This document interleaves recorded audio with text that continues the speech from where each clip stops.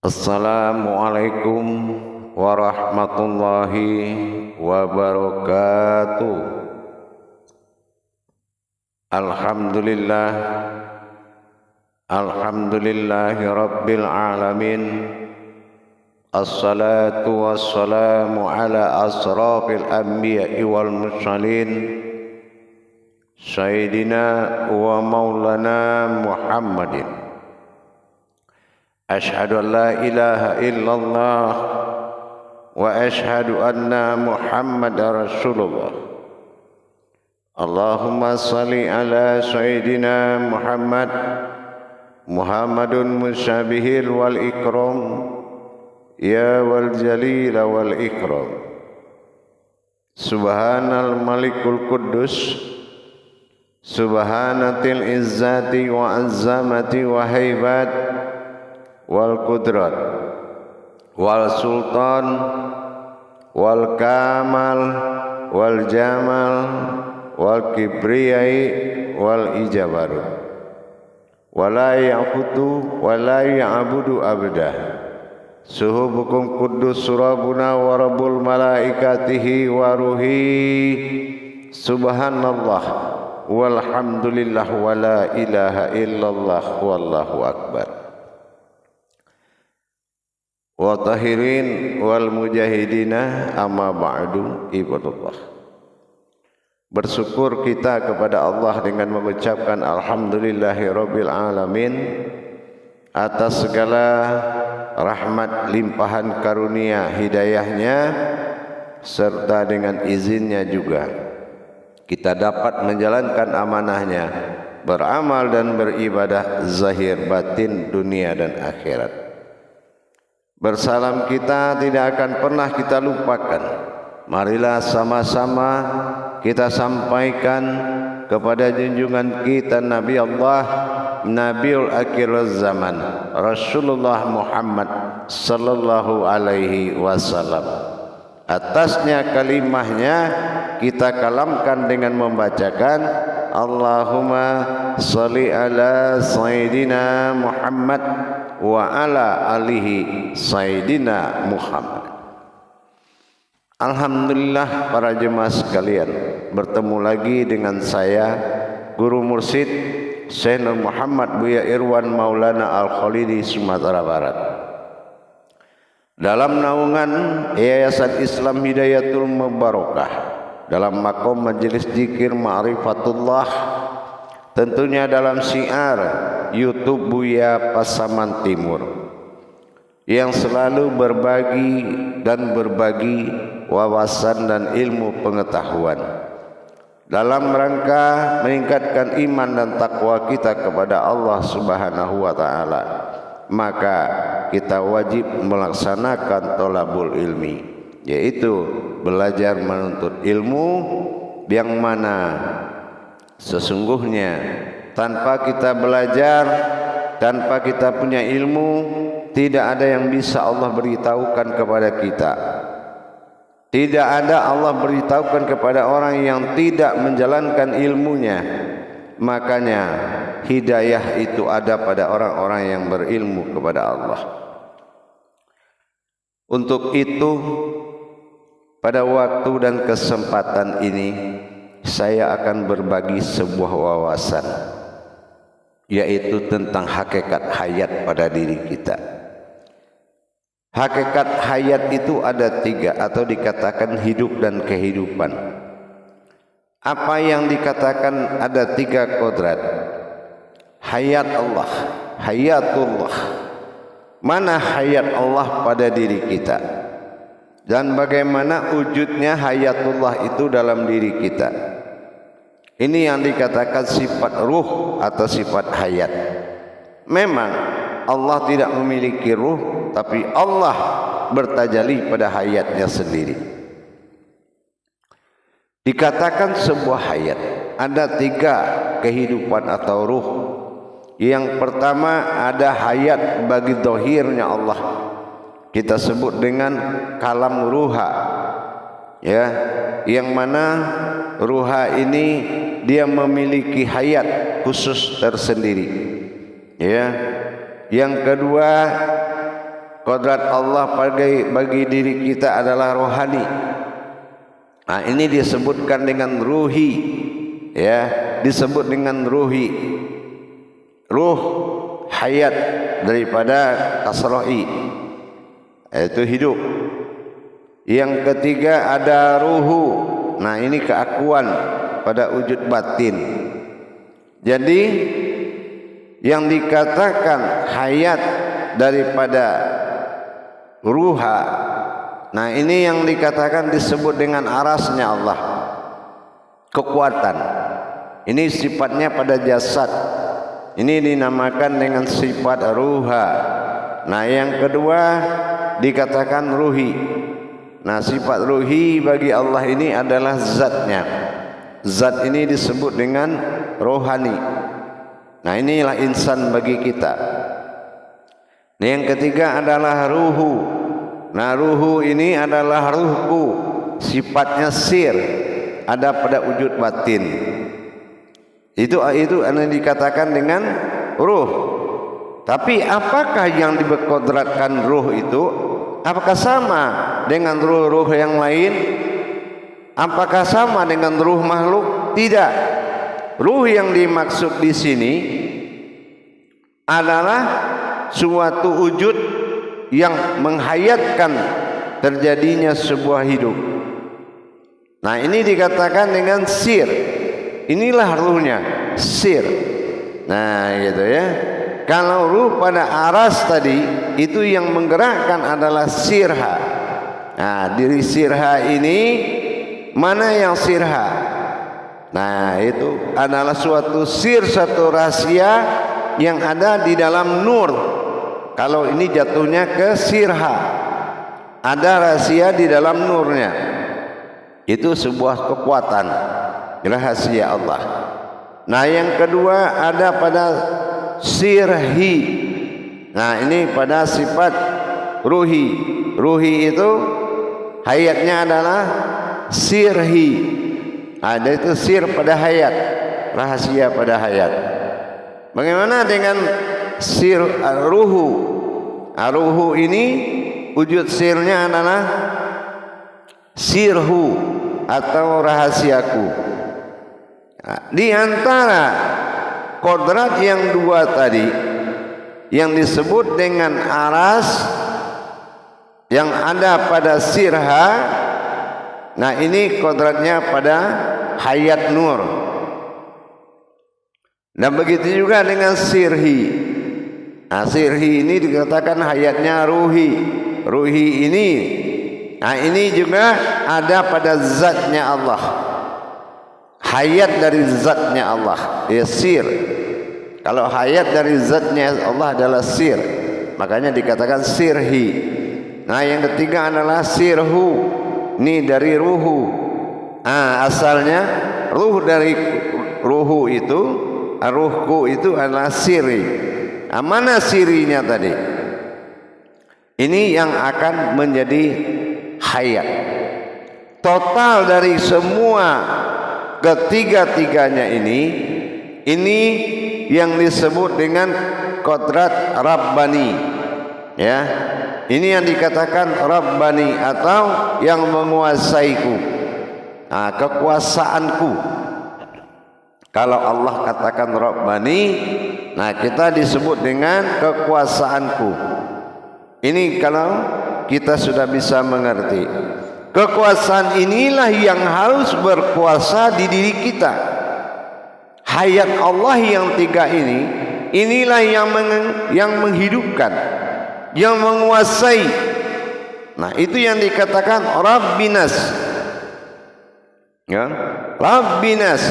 Ketiga-tiga ini adalah penguasaan batin Allah yang bersifat nas. Batinku Rabbina shin, batinku shin hayat nur. Nah, ini jatuhnya ke nurullah. Nurullah, ya. Kalau Adam nur Muhammad, Muhammad itu nurullah, dan nurullah itu adalah nur haknya Allah. Nah, ini tiga kodrat ini disebut dengan Rabbani. Nah, ini keakuanku. kekuasaanku. Nah inilah yang menjadi qadrat rahmatan fil alamin, atau dikatakan Rabbil alamin, yaitu kekuasaan diri. Jadi kalau alam ini adalah Rabbil nas, Rabbil alamin, berarti yang menguasai adalah wujud Rabbin nas, atau dinamakan Rabbani. Inilah makanya diberikan suatu maklumat oleh Allah kepada Muhammad.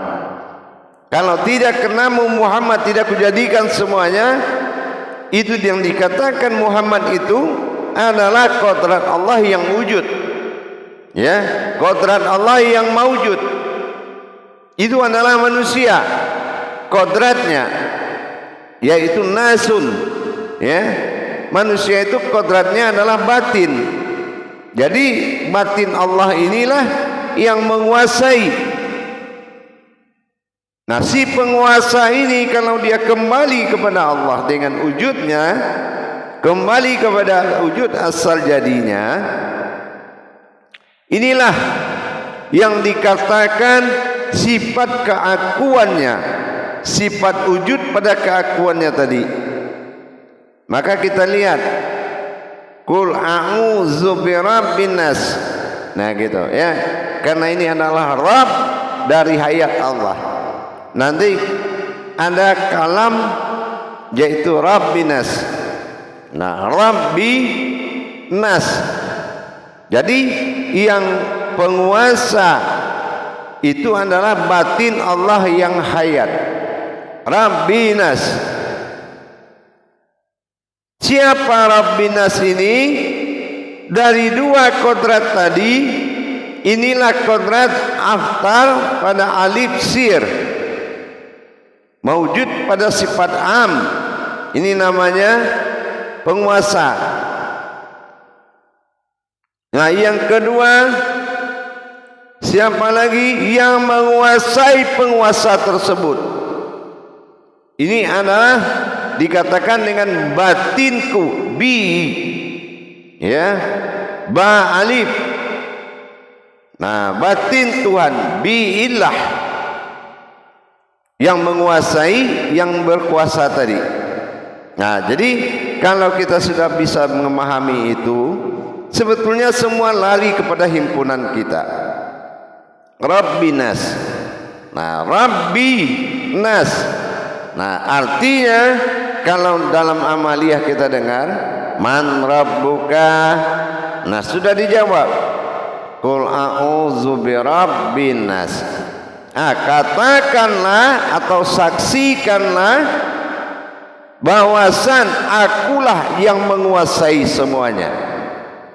Ini akulah nur hayat ilahiyah yang Rabbinas, yang menguasai seluruh kehidupan. Kalau ditanya apakah engkau penguasa, akulah penguasa dari seluruh hayat Allah. Nah di sini ada au, Qul au. Nah yang disuruh menyaksikan, melihat, mengatakan itu adalah sifat zahir batin, ya, sifat batin Allah yang zahir. Au, aftar alif pada ahad, alif domah pada wujud wahid. Jadi kalau zahirnya pada ahad, batinnya pada wahid, ini disebut au. Nah, Qul au, nyatakanlah zahir dan batinku, zahir dan batin adalah menguasai dengan nurnya.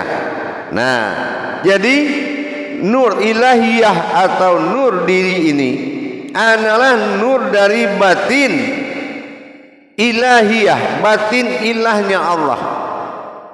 Mana batin ilah? Aftar ahad, dan dikatakan sir pada batin billah atau domah u. Jadi kalau au dengan zahir dan batin Allah, atas nama zahir dan batin Allah. Ya, aftar dan ba'dal, wa ahad dan wahid, rabbi, ya, qul a'u rabbi, rabb menguasai, dan bi adalah batin. Jadi kalau aftar dengan ba'dal ini, alim nyata dan alif tersirat ini disebut dengan bi atau batin Tuhan atau bi ilah. Jadi disinilah kita melihat dan menyaksikan bagaimana kebangkitan batin sirnya Allah, batin dari rahasianya bi, ya. Qul a'udzu birabbin nas. Nas ini adalah nur. Nurnya Allah bersifat nas adalah wujud. Nah, inilah wujud, inilah yang dikatakan Muhammad. Kodratnya ini dinamakan dengan sesungguhnya akulah yang menguasai zahir batin berwujud Muhammad. Malik, nah gitu ya, Al-Malik, dan ini harus bangkit, harus ditajalikan berdiri, ya. Inilah yang dikatakan naik dan berbangkitlah nur Allah, nur dari batin Allah, nur dari batin Allah, binas, ya. Qul a'udzu birabbinas. Nah gitu ya, binas beda dengan ilahinas, tapi binas. Nah, batin Allah dinamakan manusia, binas. Nah gitu. Jadi disinilah kita bisa membuktikan, melihat tajalli daripada asal dari batin Allah dari tiga hayat tadi, ruha, ruhi, ruhu, berbatin, berkodratkan kepada ruha, ruhi, ruhu. Nah ini yang 6 kodrat ini tadi, sebutan daripada 6 kodrat itu, ruha, ruhi, ruhu, yaitu sirha, sirhi, dan sirhu. Nah berarti 3, berarti 9. Nah 9 ini domah, seperti angka 9 itu domah. Domah itu artinya hakikat. Jadi kita dirikan 2 batin sir Allah tadi, bi, nas, na itu aku, sin itu nur. Jadi batinku berwujud nur. Nah inilah yang dikatakan Nur Muhammad, Nurullah, dan Nurha. Nur Muhammad pada Adam, Nurullah pada Muhammad, dan Nurha Allah pada batin. Nah ini berarti penguasaan rahmatan fil alamin ini dikuasai oleh Rabbil Alamin. Maka kita sudah tahu kalau Rabbil Alamin adalah orang yang telah mendirikan 6 kodrat Tuhan dalam surat An-Nas. Nah inilah, kalau kita berbicara 3 kodrat berarti kita bicara tentang hakikat Tuhan. Nah itu, kalau kita bicara dengan 3 kodrat berarti itu kembali kepada kodratnya Tuhan. Para hadirin jamaah yang dirahmati Allah rahimakumullah. Jadi kalau kita melaksanakan munajat auzubillah, au, ingat alif tadi, a dengan u, ya, auzubillahi minasyaitonirrajim. Zubillah itulah billah batinnya Allah. Hinas berdiri dalam wujud nur. Auzubillahi minas, inilah nur, nas, nur daripada Allah yang membakar dan mematikan seluruh hayat lain melainkan hayatnya semata. Maka 3 kodrat dari nur menenggelamkan, memberikan suatu maklumat kepada keputusan nur, nurul, 3 nurul. Nurul iman, nurul ihsan, dan nurul Islam. Nah, ini berkaitan kepada kodrat pada alam. Ya, maka tunduklah nuru alal nurin. Nur, ya. Nah, gitu.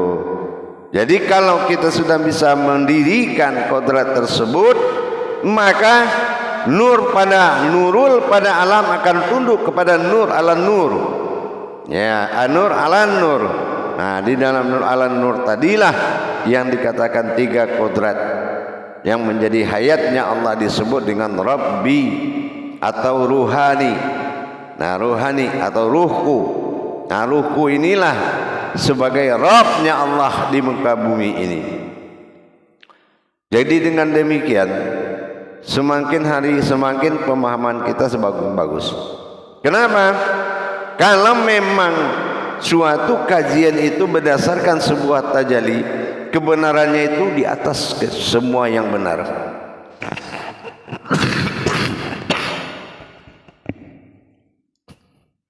Jamaah yang dirahmati Allah rahimakumullah. Dengan adanya rahasia dari nurul ala nurin tadi, maka jelas sudah kekuasaan Allah yang meliputi sekalian alam itu adalah wujudnya sendiri. Kita ini adalah wujudnya yang menguasai daripada sekalian alam, bukan wujud yang dikuasai. Ya, ibarat kita berdunia kepada akhirat, mententramkan dunia untuk mendapatkan akhirat dengan kekuasaan, menjalankan kekuasaan Allah yang meliputi sekalian alam. Itu dinamakan qudsi. Itu adalah qudsi, kekuasaan. Tentu dengan membangun aras, membangun kekuatan Allah. Kalau memang aras sudah berdiri, kekuasaan meliputi sekalian alam, maka diakhiri dengan mewujudnya sebuah keramat Allah. Mewujudnya sebuah keramatullah. Mana keramatullah? Inilah jasad. Mana arasullah? Itulah batin. Mana qudsi Allah? Itulah rohani. Aras, qudsi, dan keramat.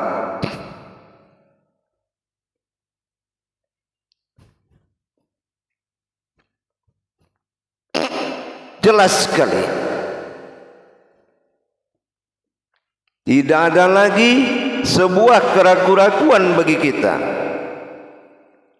karena keraguan-raguan itu telah dibinasakan. Waswisu fi sudurinas, waswisu, waswas,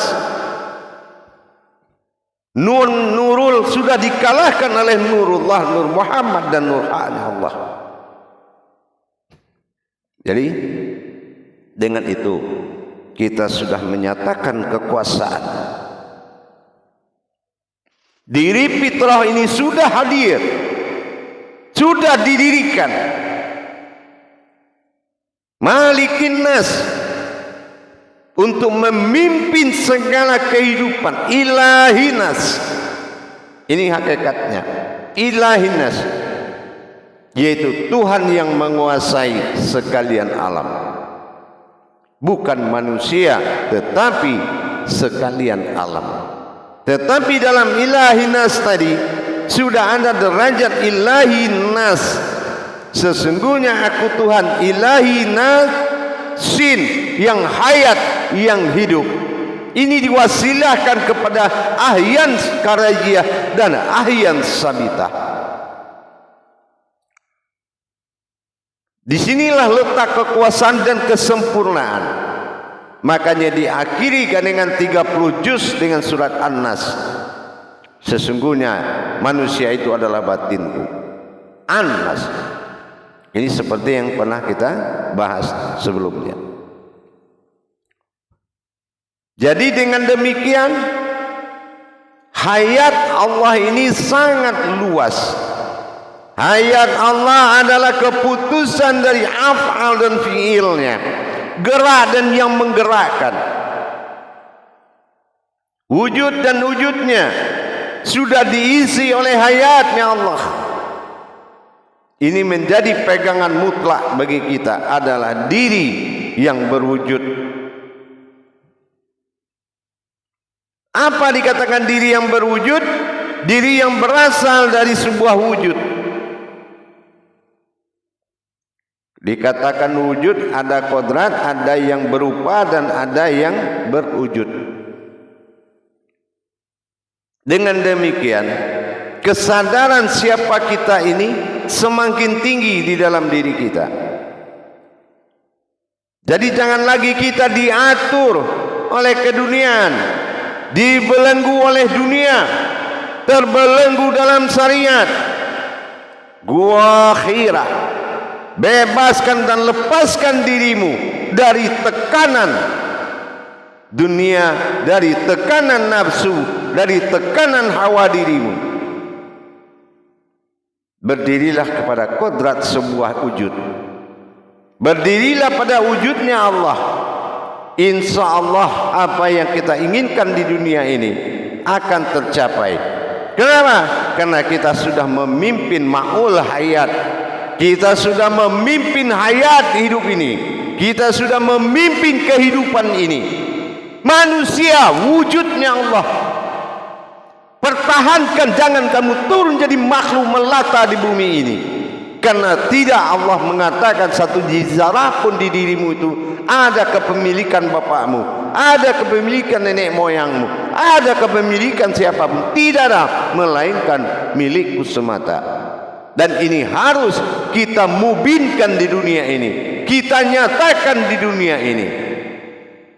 Insya Allah martabat ilahiyah, martabat Allah yang 9 di dalam diri dikerjakan dalam 17 rakaat, melahirkan martabat insan. Insya Allah. Daripada itu jemaah sekalian, mari kita menjaga harkat dan martabat Allah pada diri kita. Jadi kita bisa mendapatkan keindahan dalam hidup. Kita bisa menjadikan dunia ini hasanah, mendapatkan akhiratul hasanah, dan bisa menutup pintu azab wa qina azabannar. Tapi kalau kamu menjadi kehidupan alam, menjadi permainan alam, menerima permainan-permainan alam, maka kamu bersengketa rohanimu kepada Allah. Ini yang membuat kamu kehidupanmu tersiksa dalam keraguan dan tekanan, dalam ancaman. Maka kamu tidak pernah mendapatkan kebahagiaan hidup dunia dan akhirat. Pertahankan wujud dan wujud Allah pada dirimu, insya Allah.